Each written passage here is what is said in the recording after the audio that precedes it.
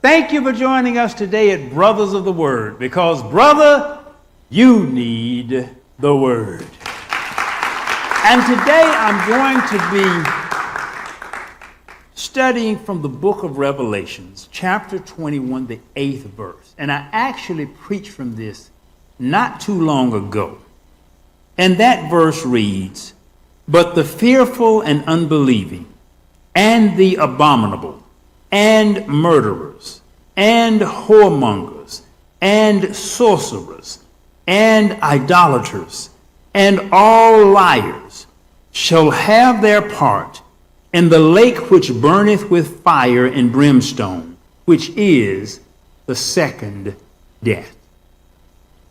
I preached from this verse when I was in Iceland, and I preached from the subject of hell no, that I didn't want to go to hell. We had a discussion in our men's meeting, the last men's meeting, and someone asked, what was our opinion of what happened after death? And it was an interesting discussion. Normally, we don't discuss spiritual things. We like to stick to practical, because with a lot of spiritual stuff, you get way off on the deep end and you don't get anything solved. You spend a whole lot of time just yakking, but you don't really get anything figured. And I just told him, to be honest, I'm not exactly sure what or when. Only thing the Bible said about heaven is going to be no marriage in heaven. I know that, so I won't get married in heaven. But other than that, I don't know what's all on the other side. The only thing I know is I want to go to heaven and I don't want to go to hell. That I'm absolutely certain of. I don't know when I'm going to get there. I don't know how I'm going to get there. I don't know what's there. What I do know is I want to go there. But it's a lot of stuff that's mysterious, that's not really explained. But hell, we do know, is not a place that you want to go. When I preached that sermon, there was a part of this that just stuck with me. And it kind of clawed at me. And I was trying to figure this thing out. And the thing I was trying to figure out, the thing that stuck with me here in Revelation, there are 8 types of people listed. And it said these type of folk not going to heaven. These type of folk are going to hell. They're going to be in the fire and in the brimstone. But as I looked at this thing, I said, yeah, it named these 8 kind of folk.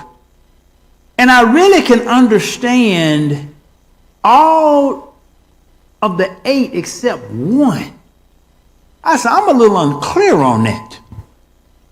And the one that I couldn't understand is the first one, the fearful. Out of all these 8 categories, now I could see the unbelieving without question. They ought to go to hell. The Bible says that if you don't believe in Jesus, you're heading straight there. I could see the abominable. And I'm not even sure what all abominable, we know the abominable snowman. But I'm not, abominable means stuff that's just detestable, that's just bad. So I could understand abominable folk going to hell. Murderers. I can understand murderers absolutely going to hell. Whoremongers, and you got to understand even does that mean playboys and loose women? What all does whoremonger mean? But I can even understand whoremongers going to hell. Sorcerers, that's witches and warlocks, and I can understand people that's into all kind of dark magic, and I can understand that. Idolaters, that's folk who worshiping idols and idols. I can understand that. And liars, say all liars going to hell. I can understand liars. But the first one is the fearful.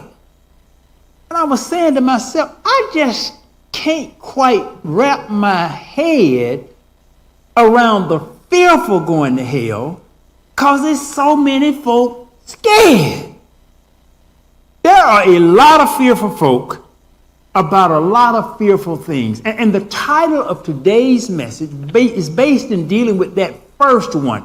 Out of those 8 categories, that first category that here Revelation named as number 1, as the first of the folk going to hell, the fearful. So I ask you today in the title, scared of what?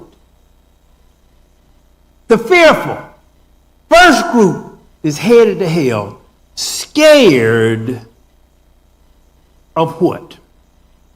Now, there there's a lot in this earth to be scared of. Some people are scared of spiders. And I got to admit, I'm not overly terrified of spiders, but I've seen some spiders that I don't want to fool with. I've seen some big old hairy spiders that if I saw that spider on the seat of my car, I would have an issue. I'm not overly scared of nature, but there's some stuff in nature that's just, Mother Nature is rough. Snakes, a lot of folk there's almost an inherent fear in humans of snakes. Folk just scared of snakes. It could be a little green garden snake, and folk they see a snake, they're just scared of snakes. I don't care what kind, poisonous, non-poisonous. There are snakes in the lake in our backyard, and I swim in the lakes. So I'm not overly scared of snakes. And people, you swim in there with the snake not gonna bother me. If it's a snake in a modern city, the snake has learned to stay away from man. All the snakes that are not scared of men are dead. So they've learned don't fool with man, because these men will kill you. So I'm not worried about snakes. And I remember a Christian who's sitting over there on the keyboard once. There was a lizard out in the garage, and he came in and, Dad, there's a lizard out here. Do you remember that lizard, Christian? And the lizard had a red head. Do you remember that red-headed lizard? You don't remember the red? But I remember it because and normally I would pick up lizards without an issue. I pick them up because I don't like to kill anything that I don't have to kill. And you don't have to kill lizards because lizards won't bother you. But this lizard, when I approached the lizard, his head flared out and it was red. I said, I've never seen a red head. This lizard, even though it's probably benign, even though this lizard probably won't sting, he's probably not poison, he looks really dangerous. I went and got a jar to put, normally I pick him up in my hand. I went and got a jar for that red-headed lizard and put that red-headed lizard in a jar and took the lizard outside and let him go. So even I was not comfortable with a red-headed lizard. Some people just scared of darkness. You go in a dark place, and some folks, they just won't go in there because they're just scared of darkness. I've got a self-driving car, and some folk, they're scared of the self-driving car. They just can't handle it. I've seen men and women they just get tensed up. Man, I can't handle this. You gotta cut that off. I can't handle this. I can't handle it. I'm scared. I can't handle it. And it's something about it, it just scares them to death, and they just can't handle it. So different people, they're just scared of different stuff. COVID had people just scared. Oh man, had 3 or 4 masks on, just scared of just everything. If somebody coughed, folk looked at you like, it was just like, COVID just had people just terrified.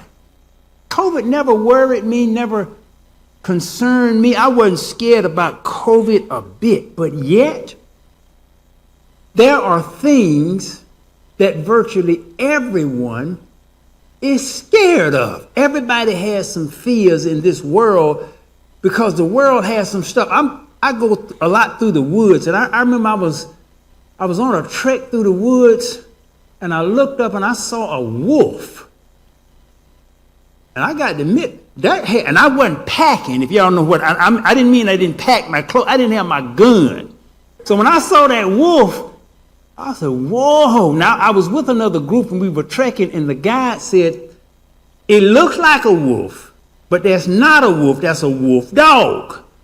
So that made me a lot easier. That it was 2 things made me feel much better about it. Number 1, the guy said it was a wolf dog, not a wolf. And number 2, there were about 10 of us. So he would have to get through the 9 to get to me. So I wasn't, so that made me feel a lot better. Sometimes you are afraid when you are alone. That had I had been alone and the wolf dog looked like a wolf, and if I was by myself, I would have had I would have started looking around to see what I could pick up so I could deal with this wolf, because I wasn't going to pray that wolf away. Now, there are some times when you need to get on your knees, you need to ask God to help you, you need to pray for the situation. I wouldn't have been thinking about, I'm going to look to see the biggest stick, the biggest rock, the biggest weapon I can find. If I wasn't packing, I need to make sure when this wolf came for me, he was going to say that meal just wasn't worth it. So there are things in the natural world that cause fear. I'm pretty brave about most stuff, but there's some stuff that just scares me. I don't like unsupported heights. I don't like climbing up on mountains. I just don't like it. There was a movie called Free Solo. And it's about these mountain climbers. And normally if you're climbing a mountain, you use pinions and you use guidelines and you drive a stake in. So if you fall, your rope will catch you. Well, Free Solo folk, they just climb these mountains with no ropes, with no stakes. They just use hand grips and climb. And if they mess up and fall, they die. And I'm watching this movie, and they were talking about some of the experts, and about half the experts were dead because they failed. And I'm saying to myself, what kind of fool would do that? I'm just scared to do that. And I remember when I was in the Grand Canyon and we had to walk around a mountain. I had to walk around this little ledge. It was about a foot, about 300 feet down. And I'm climbing up against the wall like that. I was, to be honest, I was scared to death.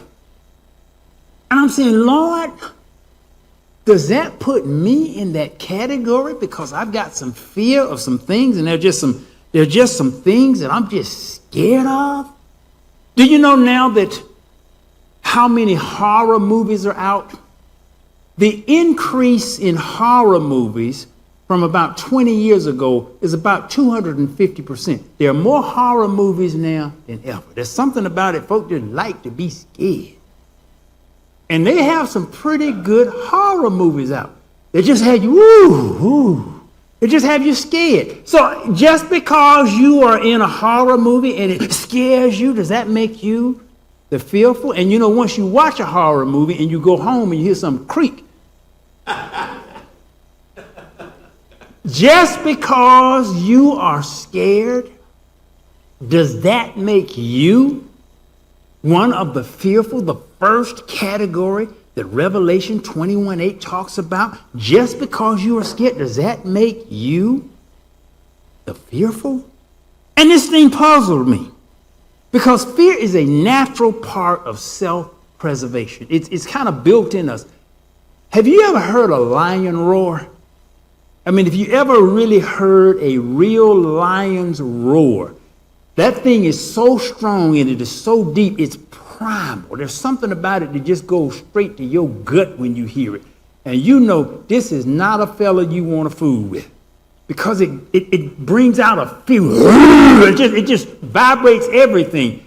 There are some things and there's some animals and some stuff in nature, they are designed to elicit fear.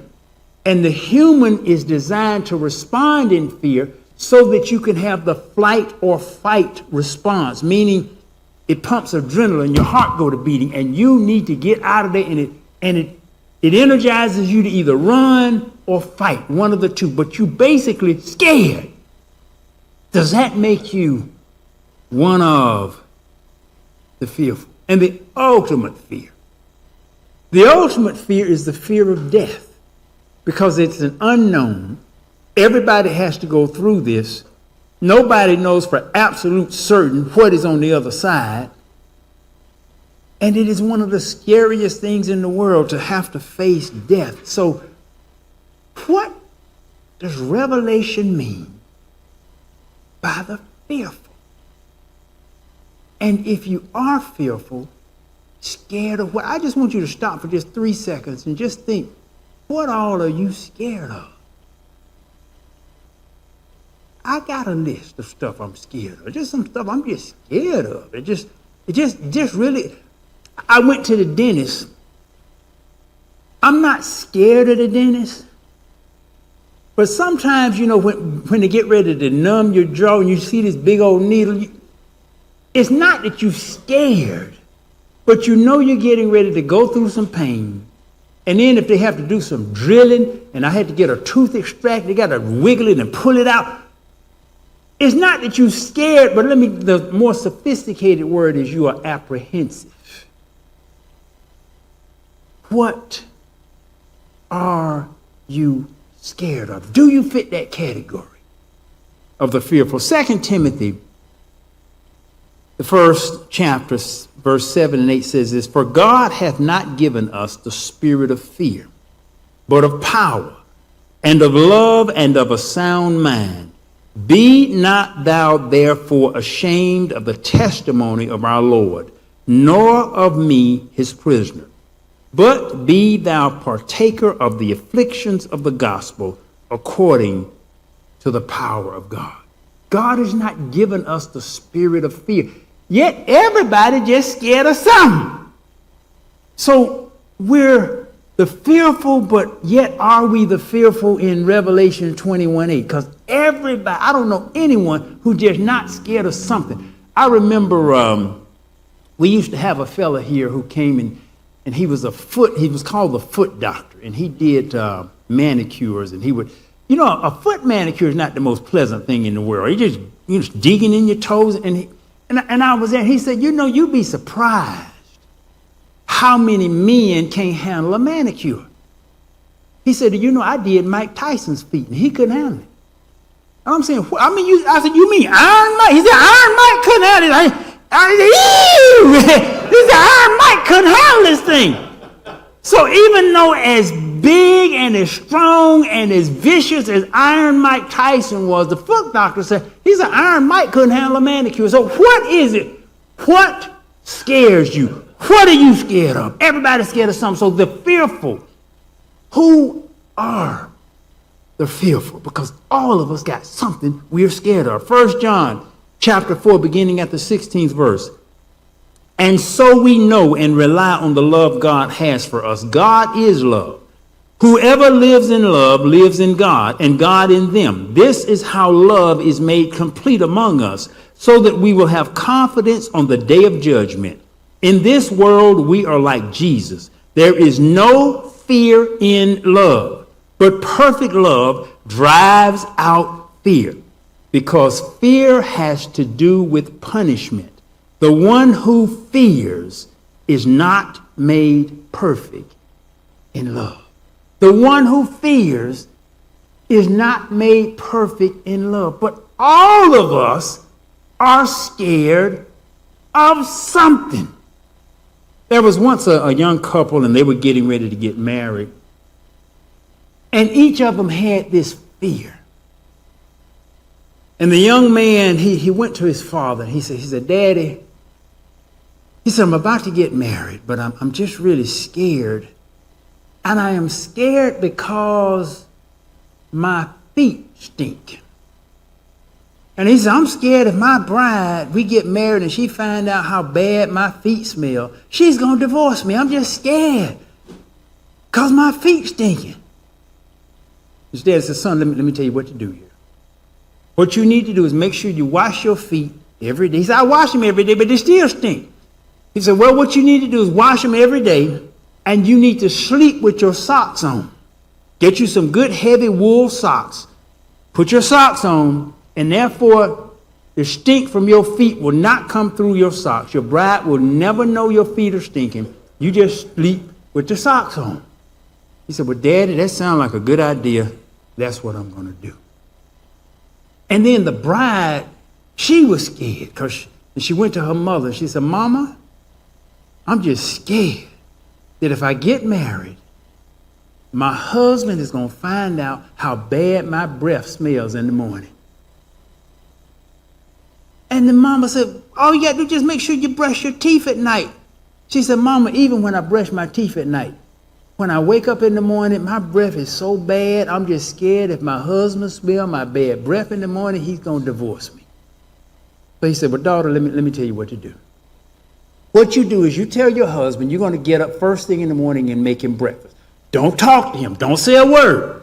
You just get up in the morning, go down and make his breakfast. While his breakfast is cooking, you go in there and brush your teeth. But don't say a word until you have brushed your teeth. While the breakfast is cooking, you let your husband know that you're not going to speak to him until you go and make his breakfast. And while the breakfast is cooking, you go brush your teeth.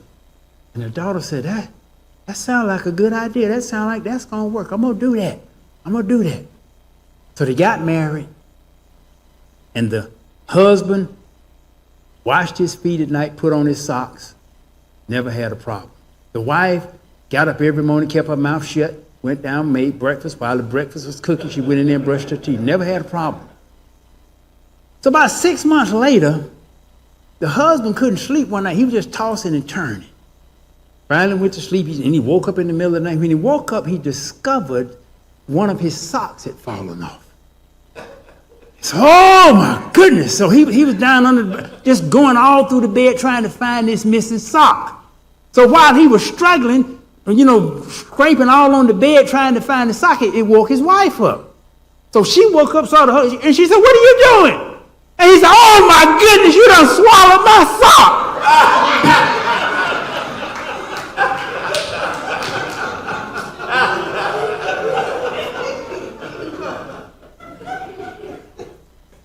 So all of us are scared of something. Mark chapter 4, beginning at verse 35, and this is one of those common verses. That day when evening came, he said to his disciples, "Let us go over to the other side." Leaving the crowd behind, they took him along just as he was in the boat. There were also other boats with him. A furious squall came up, and the waves broke over the boat so that it was nearly swamped. Jesus was in the stern, sleeping on a cushion. The disciples woke him and said to him, "Teacher, don't you care if we drown?" He got up, rebuked the wind, and said to the waves, "Quiet, be still." Then the wind died down, and it was completely calm. He said to his disciples, "Why are you so afraid? Do you still have no faith?" So here were the disciples. Here were the 12. Here were Jesus' closest people. And here Jesus says to them, "Why are you so afraid?" Are they the fearful? Because Jesus told them plainly, "Why are y'all so scared?" Are they the fearful? This first group of Revelation 21:8, the fearful who will bust hell wide open. Why are you so afraid? Scared of what? And here we look at this, and I had to really dig to try to find out, what exactly does this verse mean? Because it just can't mean the fearful, because all of us are scared. Even the disciples, they were scared of the storm. So it can't just mean it's got to be deeper than that. Even Peter. You remember Peter when Jesus told him, "You're going to deny me 3 times before the cock crows twice"? And sure enough, when it came to Peter, do you know Jesus? Nope. So he denied him, he swore, and he cursed that he didn't know Jesus, because they were persecuting those who knew Jesus, and he was scared. He was fearful. So the disciples, the closest of them, they experienced fear. Scared of what? Fear is the path to the dark side. Fear leads to anger. Anger leads to hate. Hate leads to suffering. That was Yoda out of Star Wars. But the fear that really Revelation is talking about, it's not the natural fear. It's not the fear of bugs and snakes and spiders or heights or loud noises or storms. It's not that kind of fear. It's really talking about a different kind of fear. Matthew 10:28, "And fear not them which kill the body, but are not able to kill the soul, but rather fear him which is able to destroy both soul and body in hell. In that day, when you followed Christ, it was a dangerous thing. And it was a dangerous thing because that's why Jesus talked about, you follow me, you're going to be persecuted. It was a dangerous thing because if you professed your following Christ, you could get killed. I mean, literally. So here, when he's talking about the fearful and the unbelieving, he's talking about those who were scared to profess their faith in Jesus. And that same fear still exists today. Now, in the U.S., we're not worried about persecution from a violent perspective. But in some countries, that's absolutely going on now. In a certain country that I was there a few years ago, I think they killed 80 Christian pastors last year. And when we went to church, literally, when we went to church, they stopped the car. They had to put a mirror under the car to look under the car for bombs. There were guards there with automatic rifles. It was something else going to church.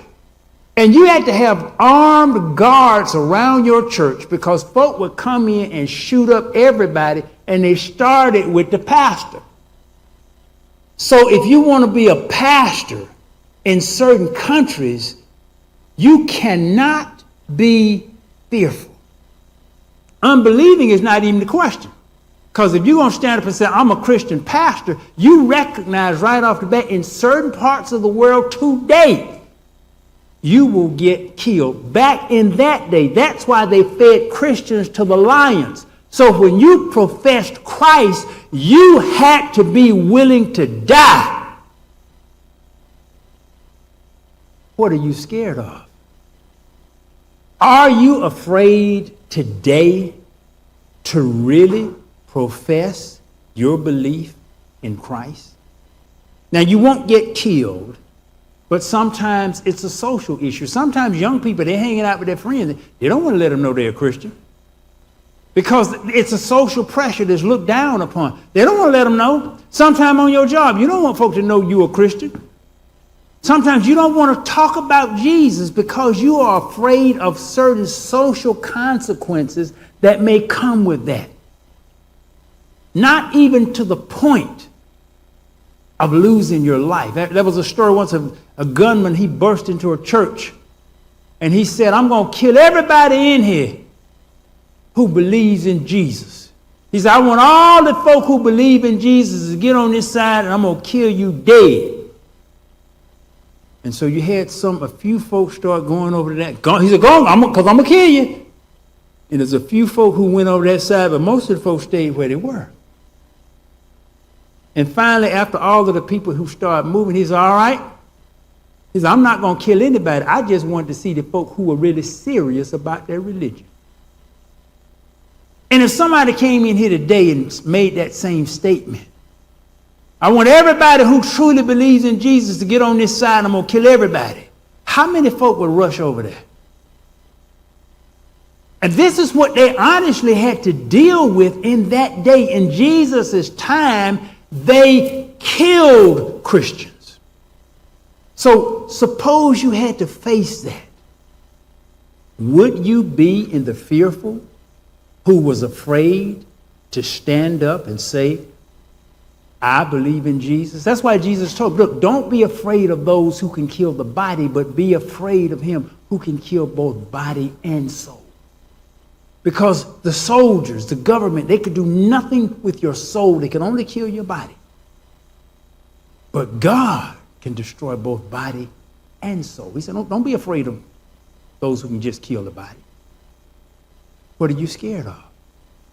And there's something about it when you truly believe, that Jesus is with you, when you truly believe that Jesus got you, when you truly believe that, it starts to take away fear. Now, I'm not saying for you to do anything foolish, but it starts to take away fear. I've had a few what I would call life and death situations. In my most recent, of course, when I was in Greece on the brothers trip, I had that cycle crash and I'm laying there in the street bleeding. I knew it just didn't bother me at all. And God says, I had to send you there for a couple of reasons. He told me, he said, but number one, you needed to be able to face death without fear and to know you would do that. I said, Lord, you knew that. He said, yeah, but you didn't know it. So you had to, sometimes looking death straight in the eye changes you. And if you have to look death straight, and I wasn't worried about it because I was going where God told me to go. And I was laying in the street, I'm watching my blood run. I said, Lord, I'm where you told me to be, doing what you told me to do. If I die here and now, so be it. That's not going to bother me. Because I believe I got a much better place ahead of me. And see, death is the ultimate thing. It's not too much worse can happen to you in this life other than death. So if you can face the worst and know that beyond that is a better place for you, why are you so scared? All of the stuff in the world. Why are you, if you're truly in Christ, and those who followed Christ in that day knew that by following Christ, there was a strong probability they would be killed in the physical body. But yet, they could follow Christ with joy and with love because they believed. And they were not a part of the fearful. And I believe when you really have Christ in your heart, really have Christ in your heart, because see, fear is literally the exact opposite of faith. Faith is the belief that something positive and good in the will of God is going to happen. Fear is the belief that something bad and demonic and destructive is going to happen. So they're opposite, and they don't reside in the same place. But when you truly have Christ in your heart and love in your heart, there's something about it. Fear just goes. It just does. It's hard to explain. But you're no longer part of the domain of the fearful. So what are you scared of? What are you scared of? You all remember the time I was standing here and there was a wasp buzzing around. I opened my hand and the wasp stood there. And folk were asking me, Pastor, how you not, what the worst the wasp can do to me is sting me. That's the worst that can happen. There's a whole lot of things.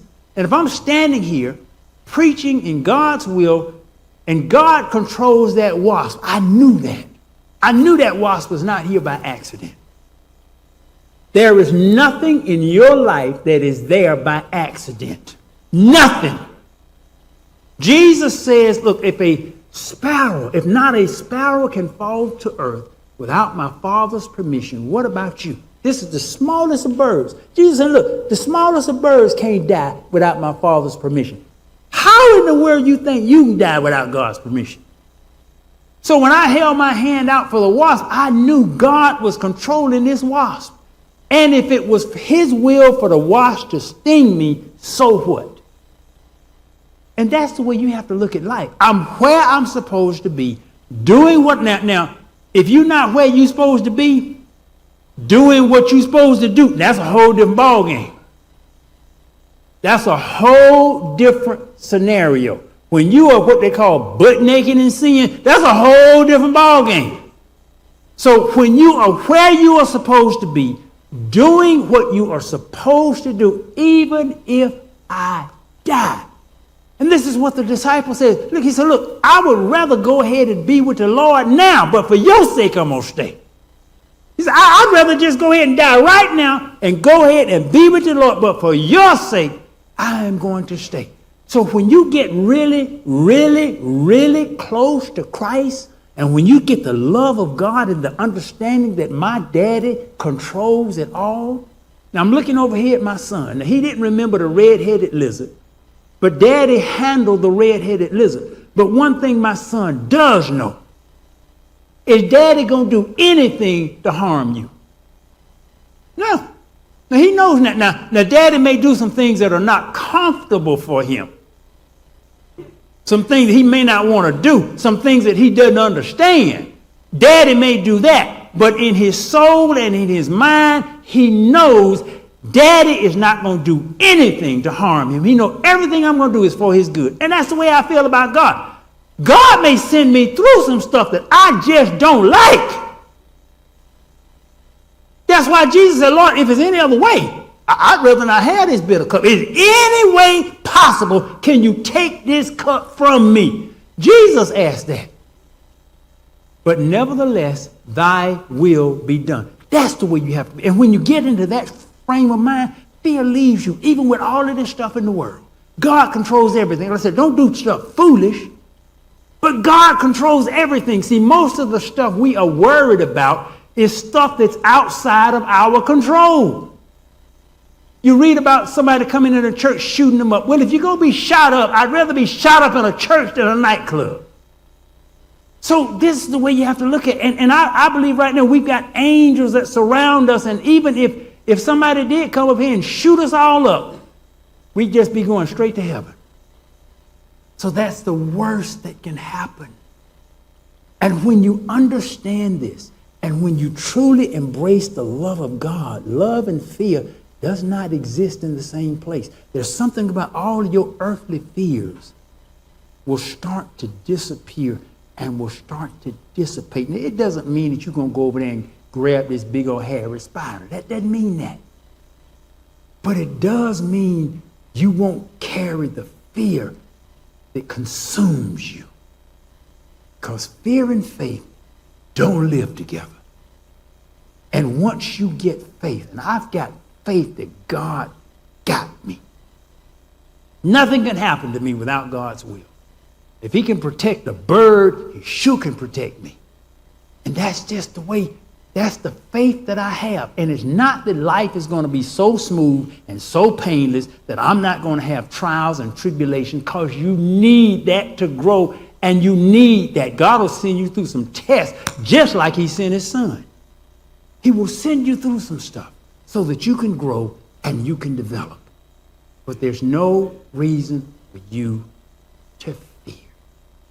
The fearful, the fearful, the fearful. So we need to change that. For those of us who got these fears, and we need to move from the fearful to the faithful. From the fearful to the faithful. From the fearful to the faithful. What is your biggest fear? And you know what the number one fear in America statistically is? The fear of public speaking. Folks scared of public speaking more than any other thing. Death is number two. The fear of public speaking is number one. So actually, people are more afraid of having to get up and say something at the funeral than they are being in the casket. So we've got to get some of this fear stuff under control and move from the fearful to the faithful. And I believe once you truly know and once you truly believe that God controls everything, your fear will leave. But you do need to make sure you're where God told you to be, doing what God told you to do. And as long as you are there, and that's why the Christians of that day could walk out into the arena and walk out into the lions and have no fear, all of that loud, roaring lions coming at them. Because they understood who controlled it all. And they understood this life is fleeting. And as long as I am with Jesus, I have it all. Don't fear him who can kill the body, but fear him who can kill body and soul. Leave the fearful, become the faithful. We thank you for joining us today at Brothers of the Word. You can go to brothersoftheword.com. You can listen to this message or send it to a friend absolutely free of charge. Thank you for joining us today at Brothers of the Word, because, brother, you need the Word.